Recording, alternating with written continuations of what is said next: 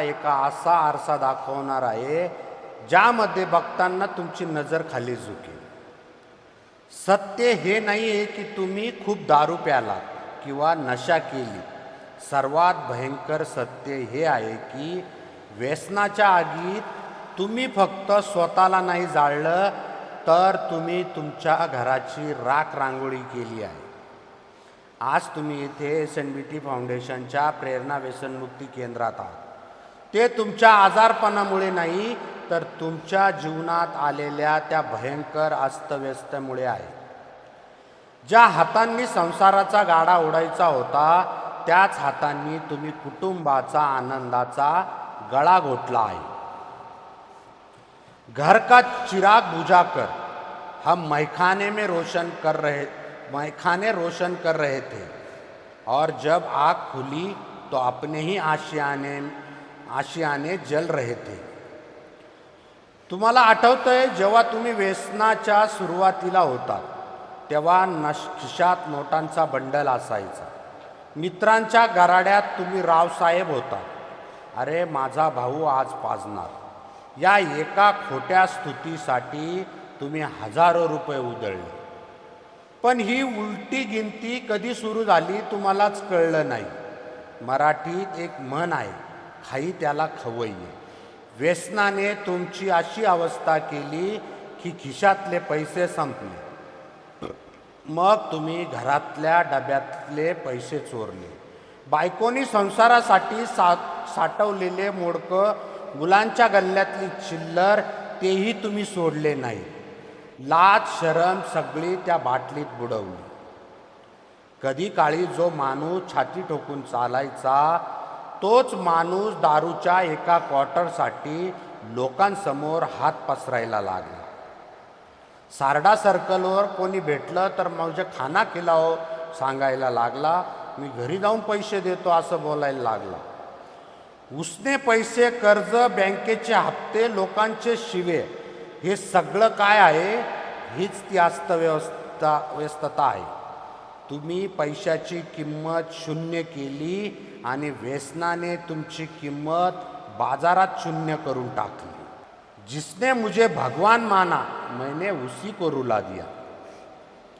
पैसा तर गेला, उद्या पुन्हा कमवता येईल, पण त्या विश्वासाचं काय जो तुम्ही रोज रात्री पिऊन घरी गेल्यावर तोडत होता. जरा डोळे बंद करा आणि तो प्रसंग आठवा. रात्रीचे 12 वाजले. तुमची बायको दरवाजाकडे डोळे लावून बसली आहे. तिला चिंता आहे, ती तुमच्या जीवनाची नाही तर या गोष्टीची की आज हा माणूस पिऊन आल्यावर घरात काय राडा करेल. लहान मुलं ज्यांनी बापाच्या कुशीत निर्धास्त झोपायचं असतं ती मुलं तुमच्या भीतीने पांघरणात डोळे घट्ट मिटून झोपल्याचं नाटक करायची. हिंदीत एक प्रसिद्ध दोहा आहे, रहीमन धागा प्रेम का मत तोडो चटकाए, टूटे से फिर ना जुडे तो गाठ पड जाए. तुम्ही प्रेमाचे धागे तोडून टाकले. तुमच्या आईच्या डोळ्यातील अश्रू, बापाची खाली गेलेली मान आणि बायकोच्या नशिबी आलेल्या एका दारुड्याची बायको हे लेबल. समाजाच्या नजरेत तुम्ही त्यांना गुन्हेगार बनवून टाकलं. हे चित्र आहे तुमच्या अस्तव्यस्त जीवनाचे. मित्रांनो, हा आरसा तुम्हाला रडवण्यासाठी किंवा तुम्हाला कमी लेखण्यासाठी दाखवला नाही आहे. हा आरसा यासाठी दाखवलाय कारण मला माहिती आहे की हा आरसा पुसला जाऊ शकतो. होय, आज तुम्ही SNBT फाउंडेशनच्या या प्रेरणा केंद्रात सुरक्षित आहात.